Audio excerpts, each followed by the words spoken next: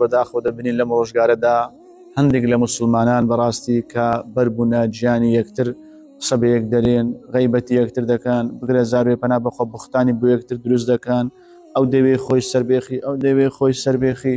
وارێکی لێوەگە سەری خۆمان بکەین لەوانی لە بنی پێمان تا تۆقی سەرمان عیب و عاربی، بەڵام باسی خۆمان ناکەین، باسی ئەولا دەکەین.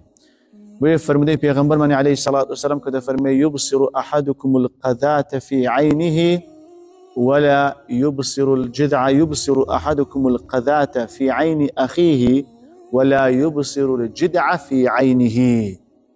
پێغەمبەر دەفەرمێ عەلەیهی سەڵات وسەلام ئیواتان تێدایە ئێوە عیب و عاری براکەت تەپوت تۆزێک سەر چاوی بتن عیبەکەی دەبینی، بەس ئیخۆی کاریتێ لەسەر چاوی نابینی وەکو دەوترێت.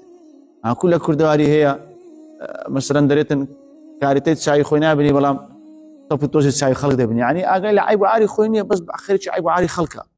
بەڕاستی ئەوە غەڵەتە. ئەوە ئیمامی ئەبوو قەتادە کە تابعیەکی بەڕێزە ڕەحمەتی خوای لێ بێتن، قسەیەکی زۆر جوانی هەیە بەڕاستی.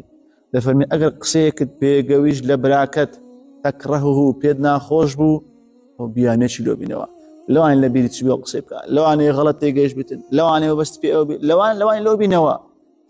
دەفەرمێ ئەگەر هیچ عوزرت بۆ نەدیتەوە لەعل له عذر، لەوانەیە عوزر شێ بێتن بەڵام ئەمن نازانم.